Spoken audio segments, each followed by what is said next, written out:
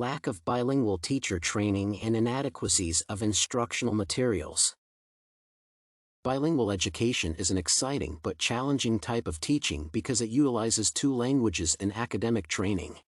The main problem, in this case, is the shortage of experienced teachers and resources to provide adequate training. Indeed, according to Briceño, bilingual teachers became hard to find in the United States due to the shift to English-only education. Furthermore, this deficiency transformed into a vicious loop because a new cohort of bilingual educators could not be prepared. Moreover, people in this profession need to do additional work to translate and adapt academic resources. Fortunately, the American government started to understand the importance of dual education because English is the second language for many people in the U.S. For example, the law was passed in November 2016, resulting in removing constraints on bilingual education. Still, only 25 states and the District of Columbia issue special certificates for dual language instructors. The lack of teacher training and instructional materials are two primary obstacles to advancing bilingual education. Thus, investments, consultations, and cooperation can mitigate this issue. The first problem in bilingual education in many countries is the lack of teacher training.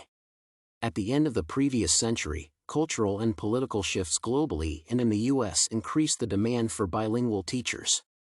Indeed, recruiting and developing bilingual teachers has become a matter of social justice because many Spanish-speaking immigrants who studied in America started to realize the value of preserving their ethnic identity. The main issue arose from the shortage of bilingual educators who can provide proper academic training in two languages.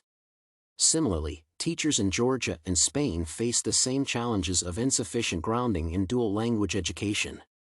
Furthermore, many instructors claim that they never had special training sessions or courses for preparing syllabi for bilingual classes. Moreover, Briceño reported that the study participants were not enrolled in dual language training because they lacked awareness of such programs or were concerned about proficiency in their native language. It appears that countries with multilingual populations should raise awareness about bilingual programs among citizens to create equal opportunities for different cultures. Another problem of bilingual education is the lack of proper instructional materials. Therefore, teachers often need to search, translate, create, and purchase for their money various resources to give students extensive knowledge of two languages. Still, since learning English was the priority for Latinx children in the United States for a long time, their second language became a liability rather than an asset. Therefore, there is a shortage of bilingual resources in the U.S., complicating the situation for learners and educators. Similarly, Georgian instructors who work with bilingual classes write or translate some resources because the provided materials are insufficient or too advanced for students' background knowledge.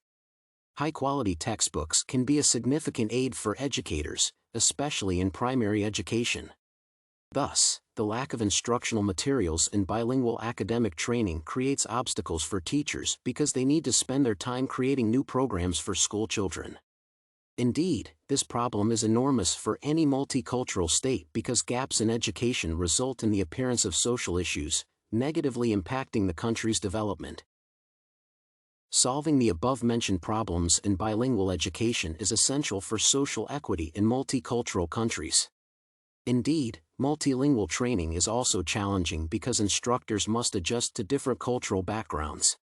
For example, when American and Asian Indian students read the passage about the wedding ceremonies of the two cultures, both groups had the faster acquisition of information related to their native culture. This experiment suggests the importance of considering ethnic backgrounds in bilingual education. The possible ways to resolve these issues are to build collaborations, provide additional consultation to dual language educators, and supply funding to develop proper instructional materials.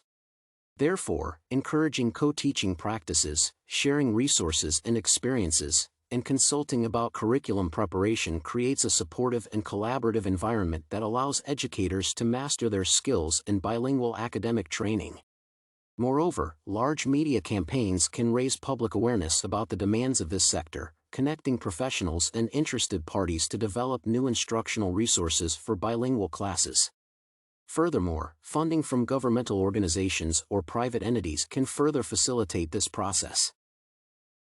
To summarize, the main issues in bilingual education are the shortage of training for instructors and the lack of teaching materials. Indeed, educators in dual language programs face similar problems across the globe.